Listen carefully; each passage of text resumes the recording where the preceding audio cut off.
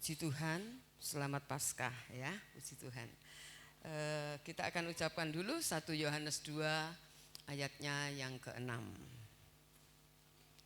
Siap ya? 2, 3. 1 Yohanes 2 ayat 6. Kewajibanku hidup seperti Kristus. Mari saudara, kita angkat Alkitab kita.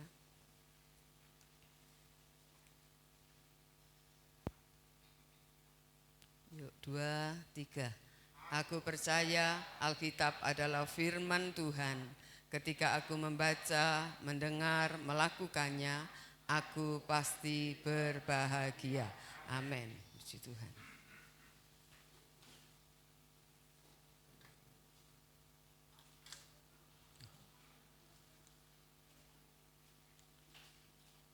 Kita akan kembali buka Efesus pasal 5. Ayatnya yang ke-15. Efesus pasal 5 ayat 15 dengan judul Perhatikan Hidupmu, ya.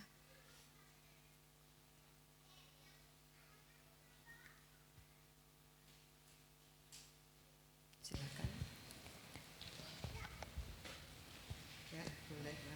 Efesus 5 ayat 15. Karena itu perhatikanlah dengan seksama bagaimana kamu hidup. Janganlah seperti orang bebal, tetapi seperti orang arif. Kita sudah belajar perhatikanlah dengan seksama. Buka matamu gitu ya. Ya, perhatikan dengan matamu, lihat dengan teliti kebiasaanmu. Teliti kebiasaanmu. Hidup kita sendiri yang kita suruh perhatikan itu bukan hidup orang lain, tapi hidup kita sendiri. Lihat kebiasaanmu secara detail. Teliti kebiasaanmu dalam segala hal. Kenapa? Supaya semakin kita melihat dengan teliti kebiasaan kita, kebiasaan hidup kita, maka hidup kita ini akan semakin berkualitas. Tentu saja bukan otomatis berkualitas, tetapi dengan kita meneliti hidup kita, dengan kita memperhatikan kebiasaan hidup kita, maka kita mulai melihat mana yang enggak benar, mana yang harus ditinggalkan, mana yang harus ditingkatkan.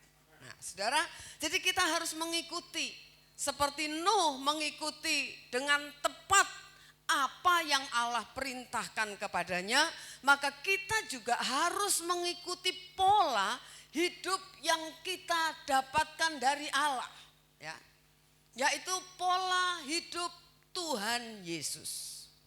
Tidak boleh pakai pola yang lain, ya saudara, tidak boleh pakai pola hidupnya pendeta juga tidak boleh. Pola hidup Tuhan Yesus, hidup yang Tuhan Yesus telah jalani itu yang harus kita ikuti.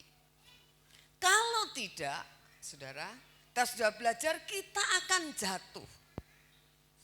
Kalau sampai akhir kita terus tidak mengikuti pola hidup Tuhan Yesus, maka kita akan ditolak dengan perkataan, aku tidak kenal kamu. Ya, sekarang kita lihat Ibrani pasal 5 ayatnya yang ke-8.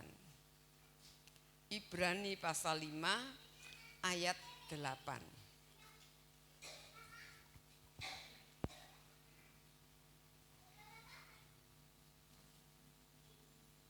Ibrani 5 ayat 8.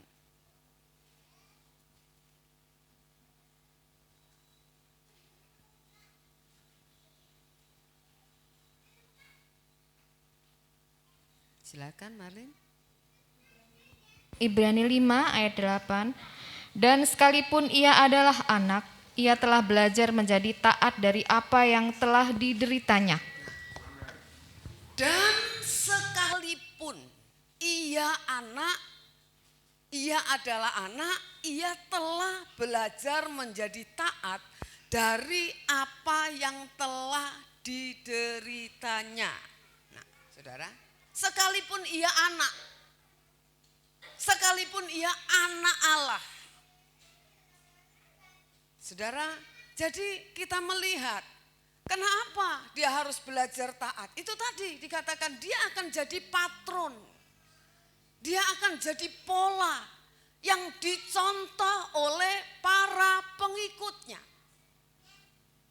Maka Bapa tidak mengistimewakan Tuhan Yesus.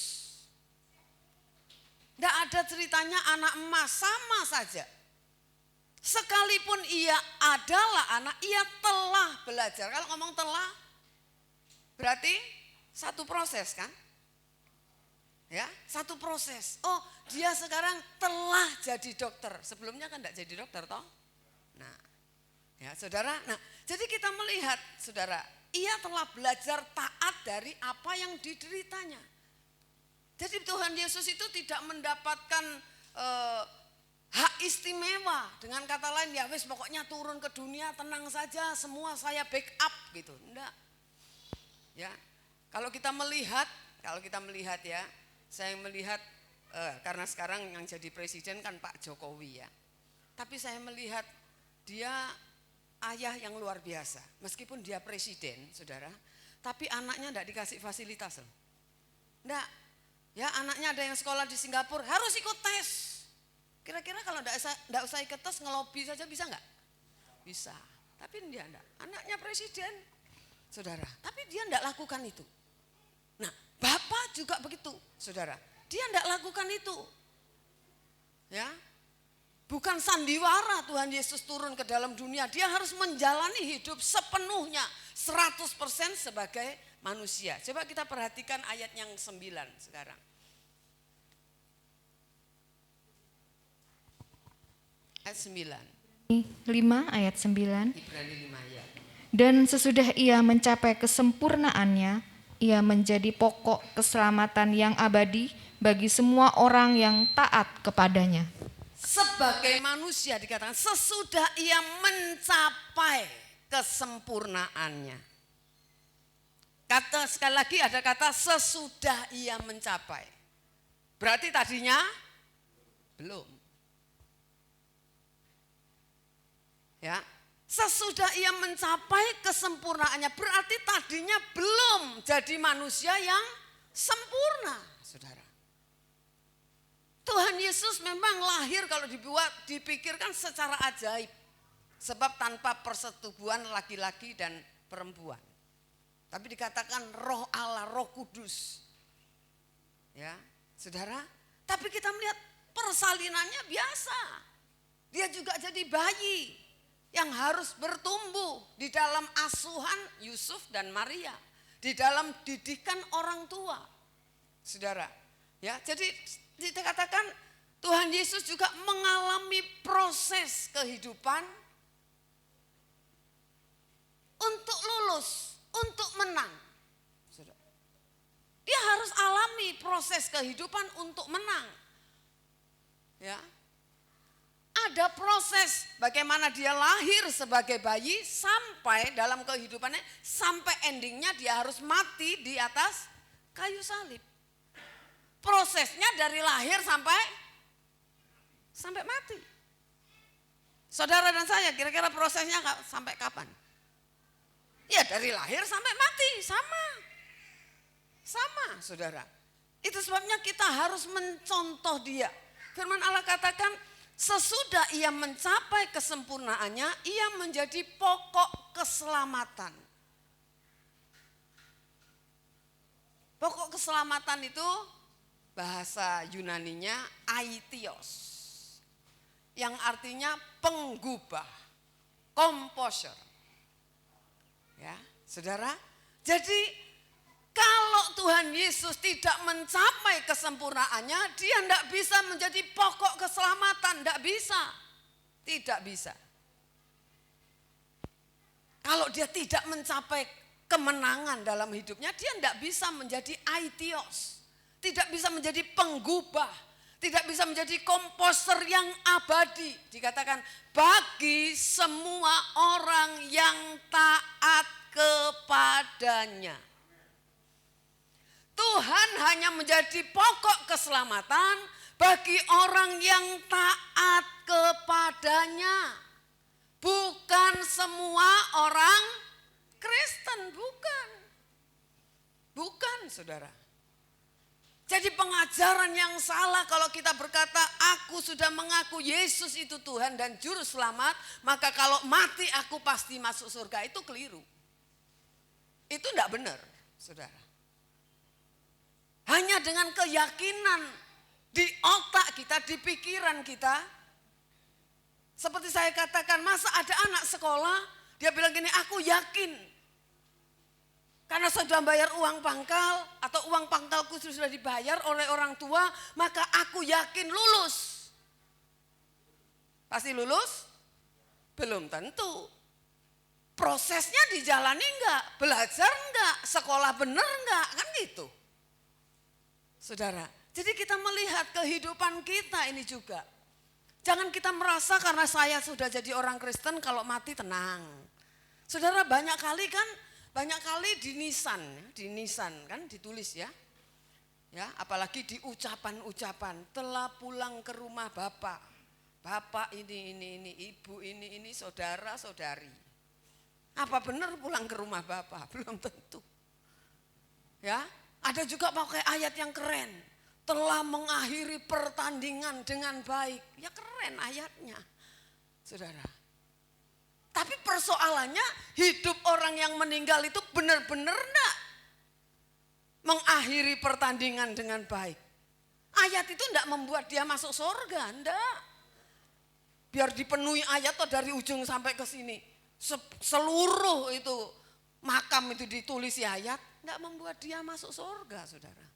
Enggak pakai ayat pun begitu orang mati langsung masuk surga atau masuk neraka, dalam arti tempat perhentian suasana neraka atau suasana surga. Enggak pakai ayat pun itu enggak apa-apa, saudara. Ya, saudara, jadi kita melihat, kita belajar. Ya, jadi hanya orang yang taat. Maka kepada orang yang taatlah Tuhan Yesus itu menjadi pokok keselamatan. Menjadi penggubah bagi orang itu. Menjadi komposer bagi orang itu. Kalau enggak. Ya, saudara. Nah, kita melihat lagi coba Ibrani 12 ayat yang kedua. Ibrani pasal 12 ayat yang kedua.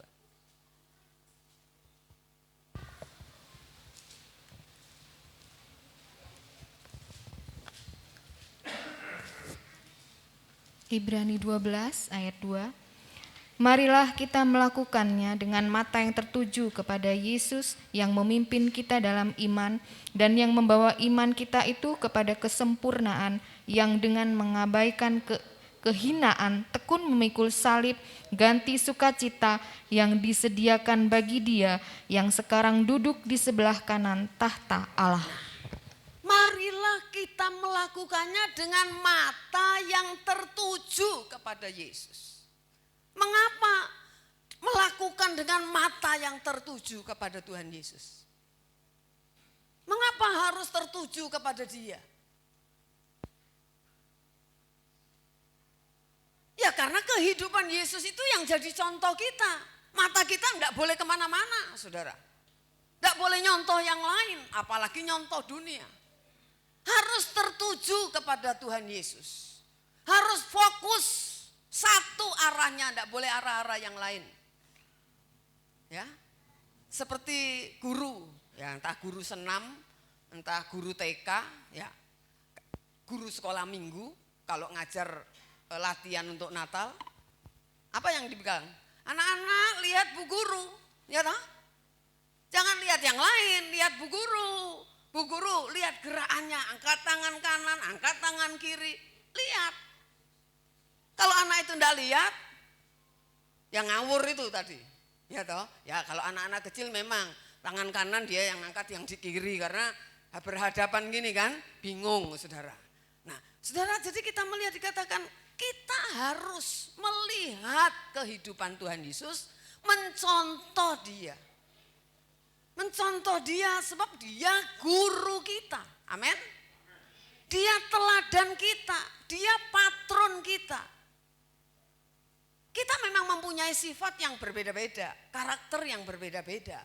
Tetapi saya katakan global, kalau namanya pola itu, pola dasar itu enggak boleh berubah, saudara.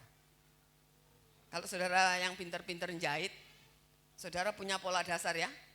Model bisa dirubah, tapi pola dasar saudara kan harus tetap toh. Iya, saudara. Nah, sama hidup kita sebagai orang Kristen. Pola dasar kita Kristus. Tuhan Yesus kehidupannya. Nah, yang paling konyol saudara, banyak orang Kristen merasa sudah bebas dari neraka karena Tuhan Yesus sudah mati di salib buat dia. Wes, puji Tuhan, Tuhan Yesus sudah disalib buat hidup saya. Apalagi kan dikatakan dosa-dosa kita semuanya diampuni, beres dah, nol dah. Terus ya enggak ngapa-ngapain. Mengalir saja, hidup ini mengalir saja. Hidup jangan mengalir aja, hanyut saudara. Bahkan kita kalau katakan kita harus hidup tidak wajar. Tidak boleh wajar atau tidak boleh sama seperti orang dunia. Tidak boleh. Meskipun kita ada di dunia. Kita harus berbeda. Seperti saya katakan, mengapa? Pada gereja mula-mula, para murid yang mengikut Tuhan Yesus, yang percaya kepada Yesus, mereka tidak pernah memproklamirkan diri, aku pengikut Kristus. Aku Kristen, tidak pernah. Tapi orang lain yang melihat mereka, sebab apa? Mereka melihat tingkah laku mereka seperti gurunya, Tuhan Yesus. Amin. Seperti saya katakan kepada saudara, ayo biarlah orang mengenal kita. Bukan kita pakai baju putih. Bukan karena kita pakai kalung salib. Bukan karena nama kita Grace, Irene, atau apa saja, nama Kristen. Bukan. Tetapi tanpa banyak bicara, ketika saudara ngobrol dengan orang lain, ini orang tidak kenal nih misalnya, duduk di sini, saudara ngobrol di meja sama-sama makan, orang ini bisa bilang, iku mesti nih meja kono, iku mesti Kristen nih. Bukan karena lihat wajah saudara, ada salibnya, bukan. Atau pakai tato salib, bukan. Tetapi cara kita bicara, cara kita bersikap, cara kita berperilaku, menunjukkan bahwa Kristus ada dalam hidup kita. Amin. Saudara, jadi kita belajar, ayo ya. Jangan merasa bebas dari neraka karena hanya pengorbanan Tuhan Yesus yang tiap tahun kita peringati. Jumat Agung. Kita merasa sudah bebas dari neraka karena kita hanya melakukan ritual agama, upacara agama. Jangan saudara. Karena itu tidak menyelamatkan kita. Itu tidak menyelamatkan kita. Sebab apa? Orang seperti itu tidak akan bebas dari neraka. Meskipun percaya Tuhan Yesus. Kalau hidupnya hanya berliturgi. Ya, saudara, kenapa? Karena kuasa dosa di dalam hidupnya dia tidak bereskan. Ini saudara. Dosa kita memang sudah diampuni, tapi potensi dosa di dalam hidup kita Tuhan tidak bereskan. Saudara dan saya yang harus bereskan. Itu yang seringkali disebut manusia lama. Halo? Saudara jadi Kristen masih ada enggak manusia lamanya? Masih suka keluar enggak? Ya, bahkan sering daripada yang baru kan? Nah, saudara, jadi ayo kita belajar. Ya? Coba kita lihat lagi coba. Ya, dikatakan juga firman Allah katakan yang memimpin kita dalam iman dan yang membawa iman kita itu kepada kesempurnaan. Siapa yang mimpin? Siapa yang mimpin? Tuhan. Dia yang memimpin. Lihat, dikatakan ikuti jejaknya, lihat. Tuhan Yesus berkata, akulah jalan kebenaran dan hidup. Lihat aku, ikuti aku. Maka aku akan membawa imanmu itu kepada kesempurnaan. Jadi kita bisa sempurna seperti Tuhan Yesus berkata, hendaklah kamu sempurna sama seperti Bapamu di surga sempurna. Amin. Nah saudara, jadi ayo kita melihat kehidupan kita masing-masing ya. Supaya hidup kita ini semakin hari semakin berkenan di hadapan Tuhan. Roma pasal 8. Jangan ditutup ya, dikasih apa? Pita. Roma 8 ayat 5 sampai ayat yang ke-8, baca langsung aja.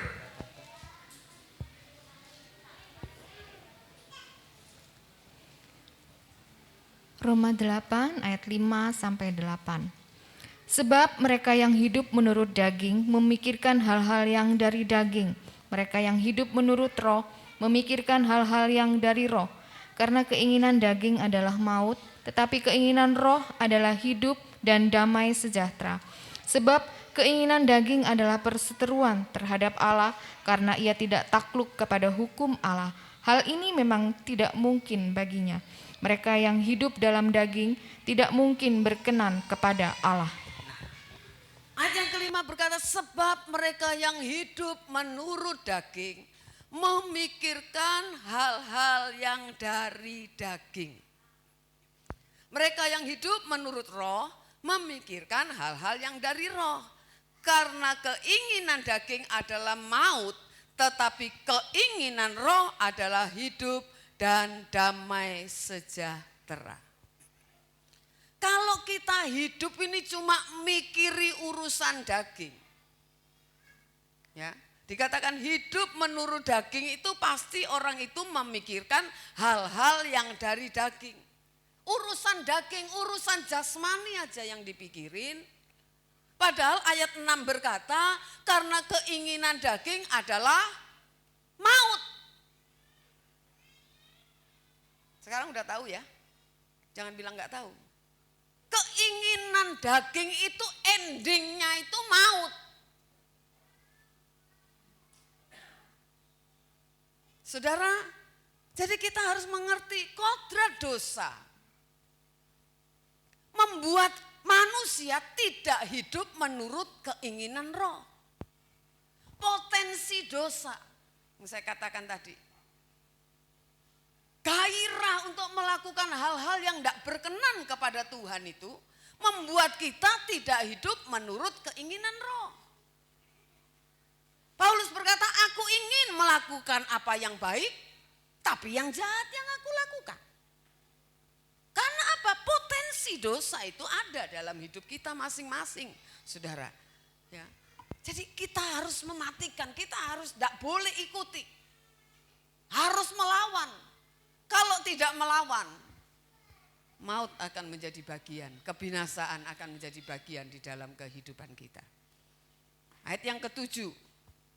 Sebab keinginan daging adalah perseteruan dengan Allah, karena ia tidak takluk kepada hukum Allah.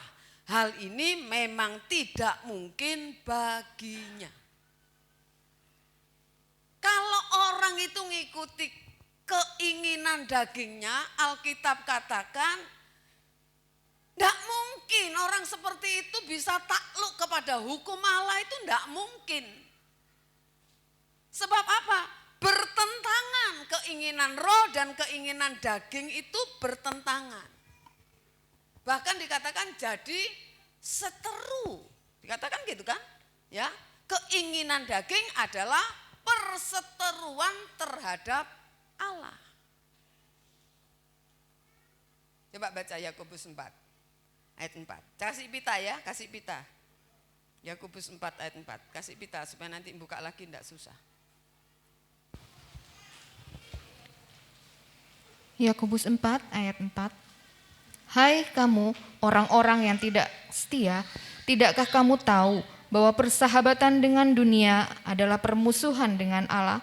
Jadi barang siapa hendak menjadi sahabat dunia ini, ia menjadikan dirinya musuh Allah. Bukan Allah yang memusuhi dia, tapi firman Allah kata, hei kamu orang-orang yang tidak setia. Biarpun Kristen kalau hidupnya hanya menuruti keinginan daging, itu orang tidak setia. Biar nyanyinya tadi tuh, ku tetap cinta, ku tetap setia. Kalau Tuhan tanya gini, benar? Benar kamu setia? Benar kamu cinta sama aku? nyanyi tok, nyanyinya tok. Faktanya kamu enggak gitu. Jadi urusan bukan cuma nyanyi, makanya saya katakan mengikuti keinginan roh itu bukan sekedar cuma ke gereja dan nyanyi, bukan. Tapi orang yang ikut keinginan roh pasti ke gereja. Amin. Pasti ke gereja untuk belajar firman. Dikatakan saudara, tidakkah kamu tahu bahwa persahabatan dengan dunia ini adalah permusuhan dengan Allah? Jadi, katakan, barang siapa tanpa terkecuali, siapapun yang hendak menjadi sahabat dunia ini, ia menjadikan dirinya musuh Allah. Ia menjadikan dirinya musuh Allah. Jadi kalau orang itu duniawi, sadar tidak sadar harus sadar bahwa dia sedang menjadikan dirinya itu musuh Allah. Kembali ke Roma. Ya, saudara, nanti saudara. Roma pasal 8 tadi saya akan bacakan ayat 7 tadi. Sebab keinginan daging adalah perseteruan terhadap Allah. Karena ia tidak takluk kepada hukum Allah. Saudara, kita harus mengerti, kita harus sadar bahwa orang Kristen tidak punya hukum yang tertulis. Tidak punya. Tidak ada ajaran gini, harus gitu, tidak boleh gini, tidak boleh gitu, tidak ada. Makanya kadang-kadang kalau tidak ngerti itu orang Kristen lebih liar daripada non-Kristen. Tidak ada aturan. Kalau orang Yahudi, mereka punya aturan sangat ketat. Pakaiannya harus menutup seluruh aurat, seluruh tubuhnya. Orang Yahudi, saudara. Kalau doa harus berkiblat kepada Yerusalem. Harus, tidak seenak dewe. Orang Kristen boleh enggak? Segala arah. 8 penjuru boleh? Boleh. Mau ke bawah, ke belakang, enggak apa-apa. Ya toh? Saudara mau doa, mau berdiri, mau duduk, berlutut, mau selonjor, enggak ada aturannya. Betul? Pakaian saudara mau seberapa tingginya dari lutut, tidak ada aturannya, makanya kebablasan. Ya, kalau mereka kan nggak boleh ya. Orang Yahudi nggak boleh, saudara. Mereka punya jam-jam waktu harus berdoa. Makanya orang Kristen tidak pernah doa. Karena tidak harus gini, jam segini, tidak ada. Saudara, itu sebabnya tambah ngawur.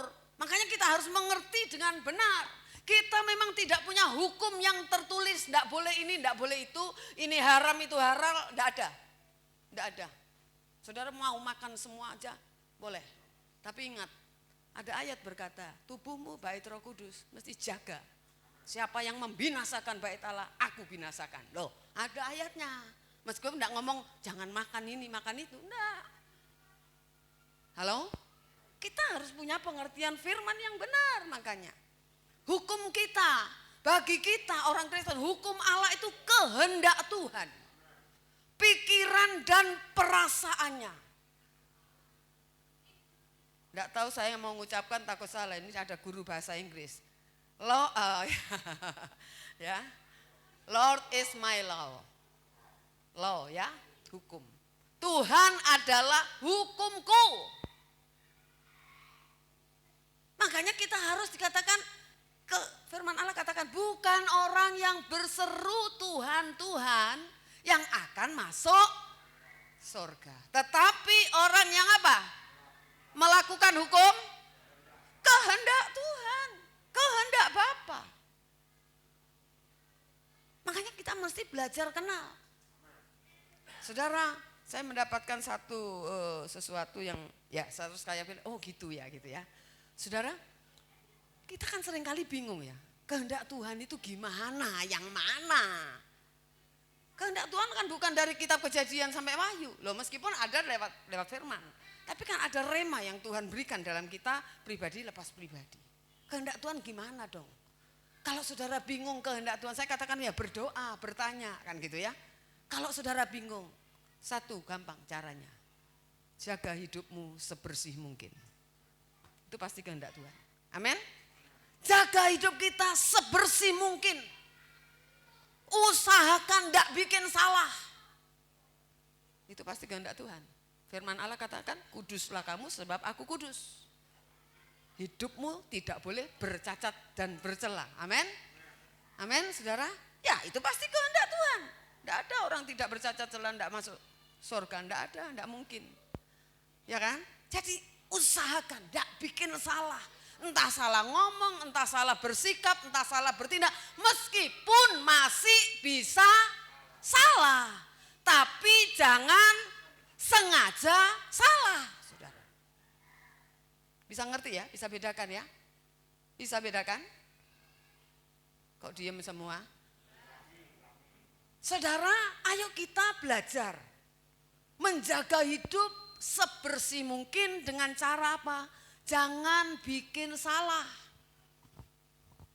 Orang kan seringkali pakai alasan, ya kita kan masih manusia, masa enggak boleh salah.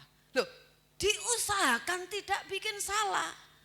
Tapi kalau toh bukan berarti tidak bisa salah, masih bisa salah. Tapi jangan sengaja salah.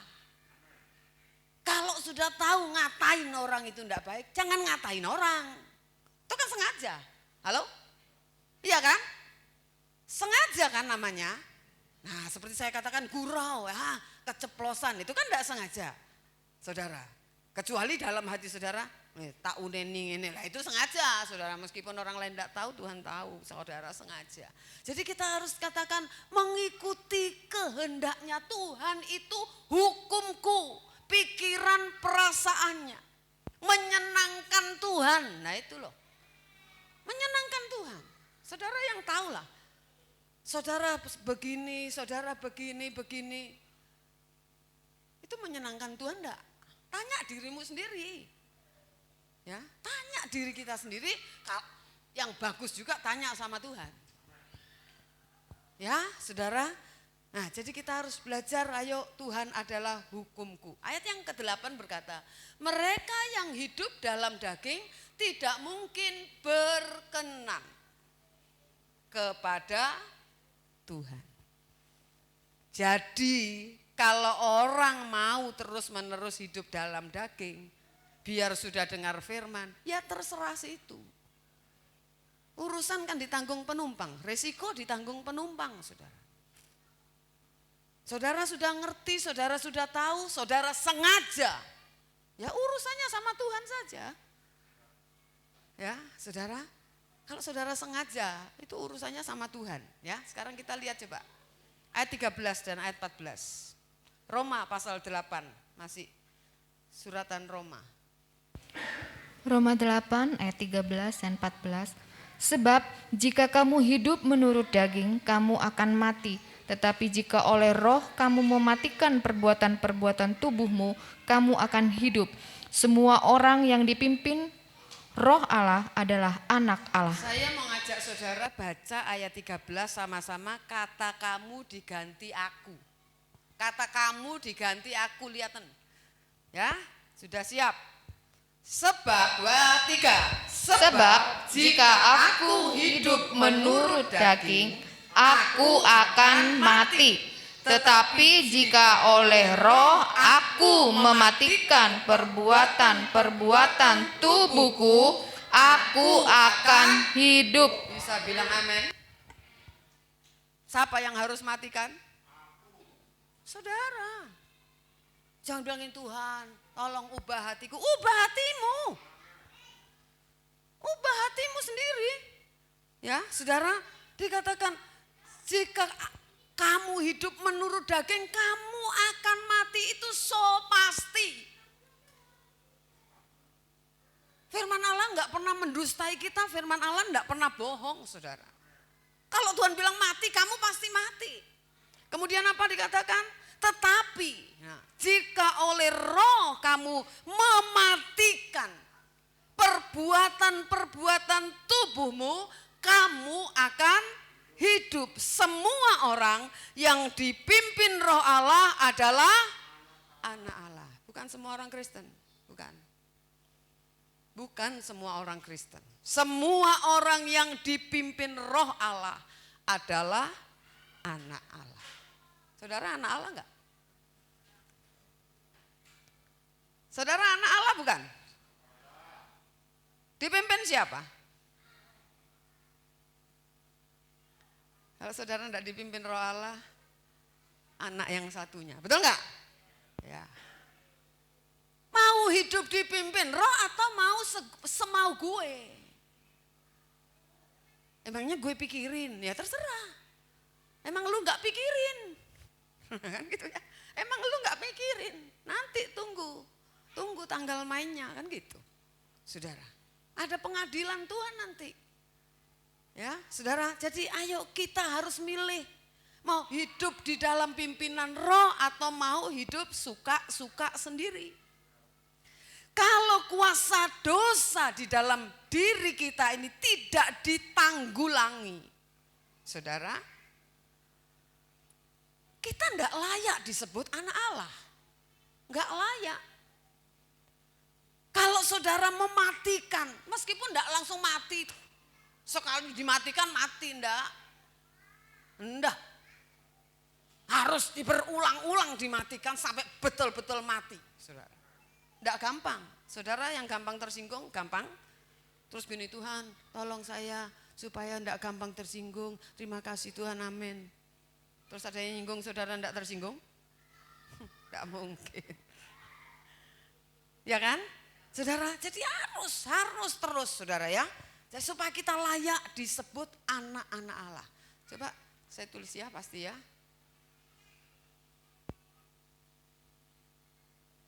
Hidup semau gue, hidup suka-suka sendiri itu membawa orang itu kepada maut.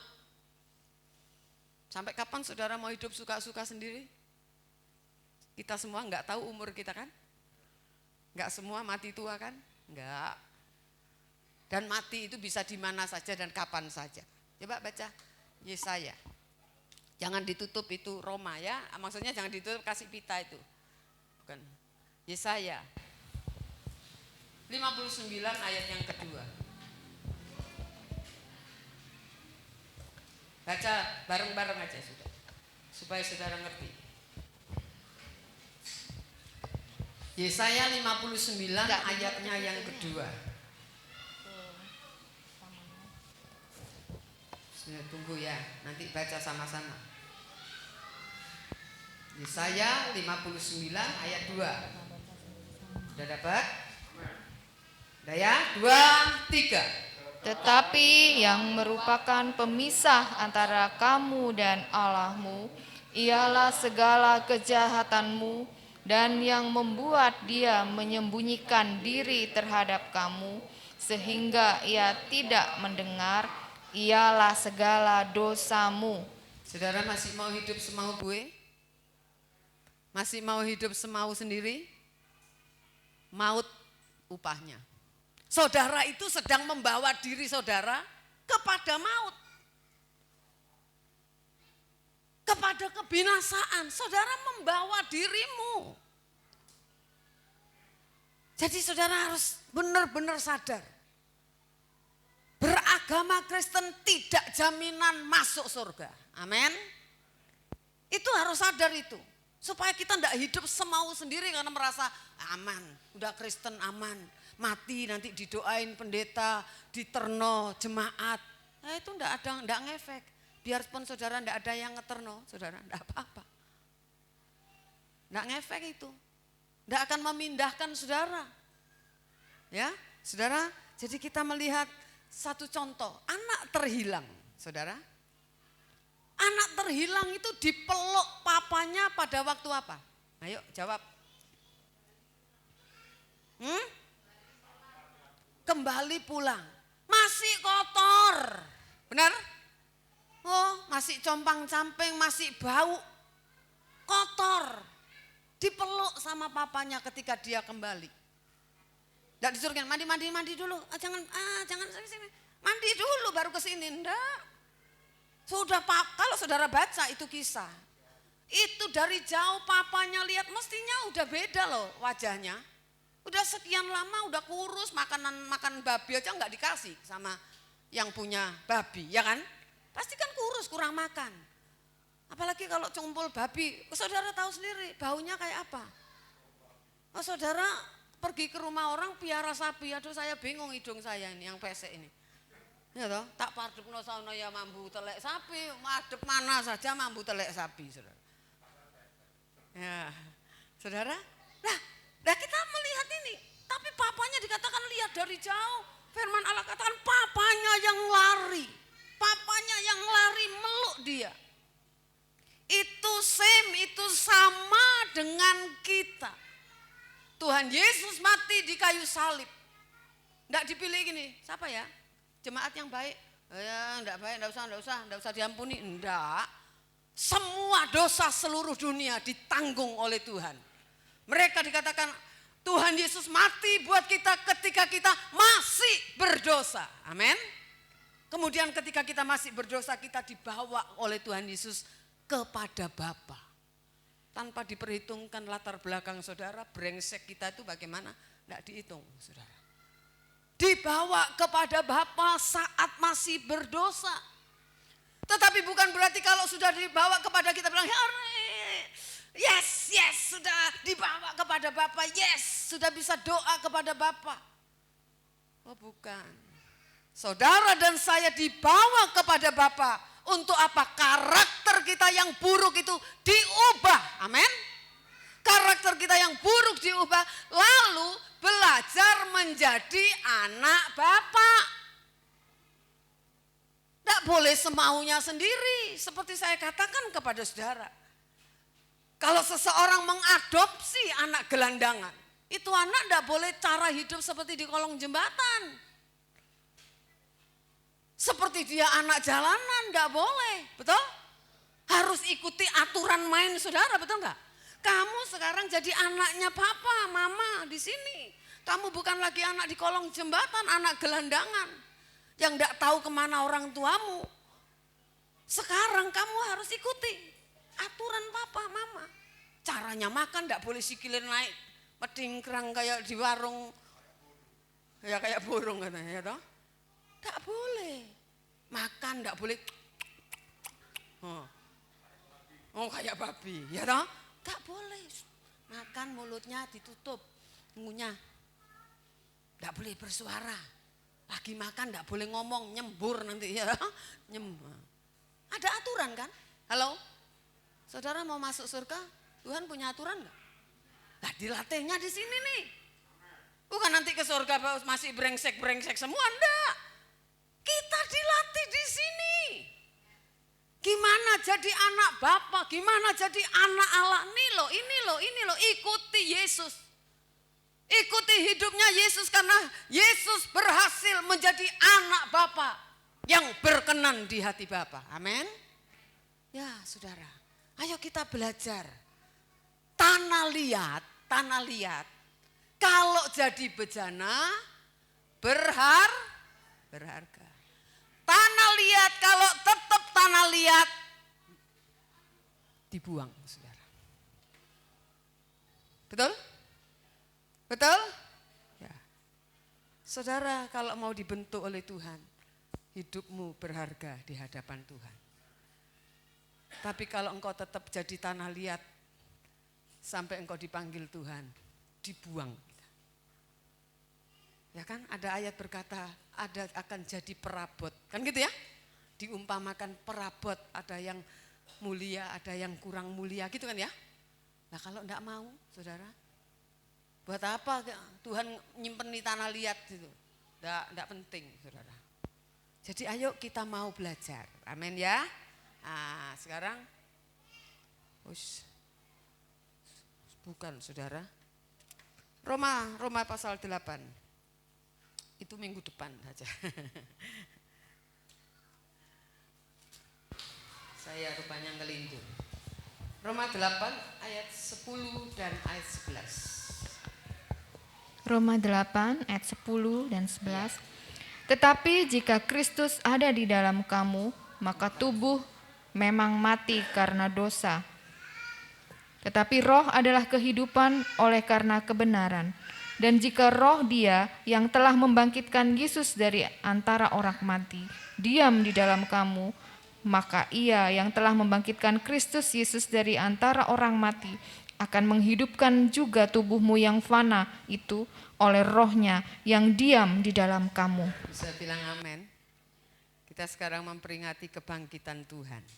Tetapi ayat 10, jika Kristus ada di dalam kamu. Ada di mana? Kristus ada enggak di dalam saudara? Jika Kristus ada di dalam kamu, maka tubuhmu memang mati karena dosa. Tetapi roh adalah kehidupan oleh karena kebenaran. Jadi kalau Kristus ada di dalam kamu, bukan berarti kita punya kepribadian ganda. Satunya pribadi Kristus, satunya pribadi saya. Bukan. Spiritnya, gairahnya, semangatnya. Semangat Kristus, Tuhan berkata apa? Makananku ialah melakukan kehendak Bapa dan menyelesaikan pekerjaannya. Itu loh, itu spiritnya. Seperti anak kalau punya cita-cita, aku mau jadi dokter. Misalnya gitu, aku mau jadi pengusaha sukses, aku mau. Wah, itu spirit itu. Ya kan? Itu kalau kuat, saudara, tidak bisa digoncangkan dengan apapun. Tidak akan tergoyahkan, tidak. Ditawari kamu sekolah ini, enggak. Aku mau jadi misalnya pengacara, aku mau jadi pengacara. Enggak mau yang lain, itu kuat. Nah, saudara mau jadi apa? Saudara dan saya harus memiliki spiritnya Kristus. Aku mau jadi serupa dengan Tuhan. Di dalam itu bukan cuma ke gereja, saudara, bukan. Sekali lagi, di dalam Kristus itu bukan cuma beragama Kristen, bukan. Paulus pernah berkata begini kan, hidupku bukan aku lagi, tapi Kristus yang ada di dalam aku. Bukan Tuhan Yesus masuk di sininya, bukan. Spirit itu loh, gairah itu loh, semangat itu loh. Ya, yang ada di dalam kehidupannya. Nah, ayat yang ke-11 berkata, dan jika roh Dia yang telah membangkitkan Yesus dari antara orang mati diam di dalam kamu, saudara, kemudian katakan apa?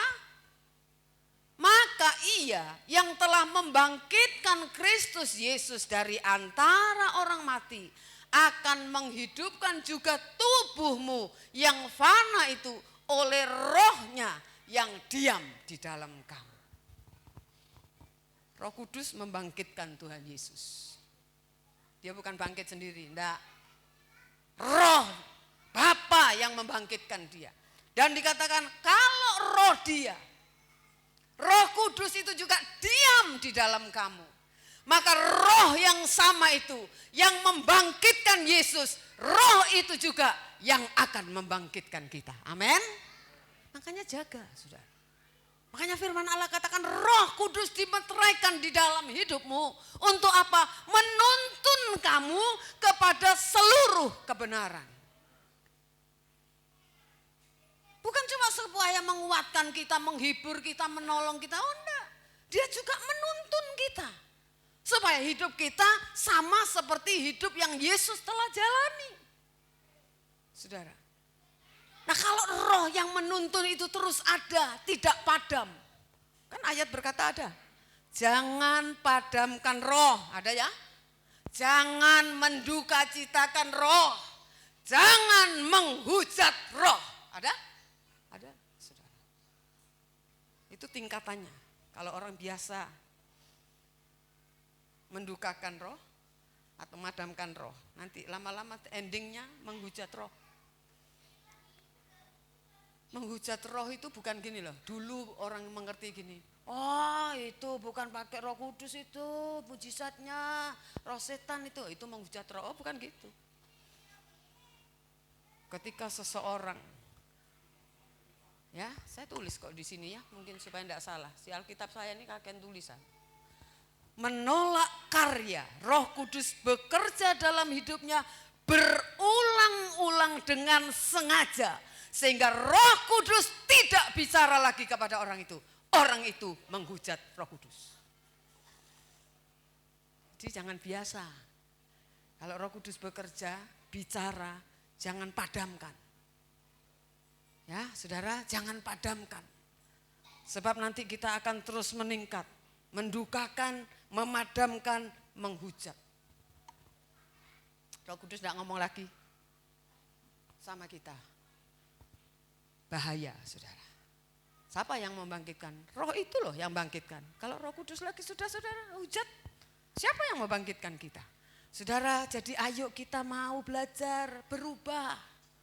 Saudara mau berubah? Ayo kita berubah. Mungkin tidak bisa signifikan berubah, saya katakan majulah, jangan mundur. Maju. Sedikit demi sedikit, ada orang bilang lama-lama jadi bukit. Maju.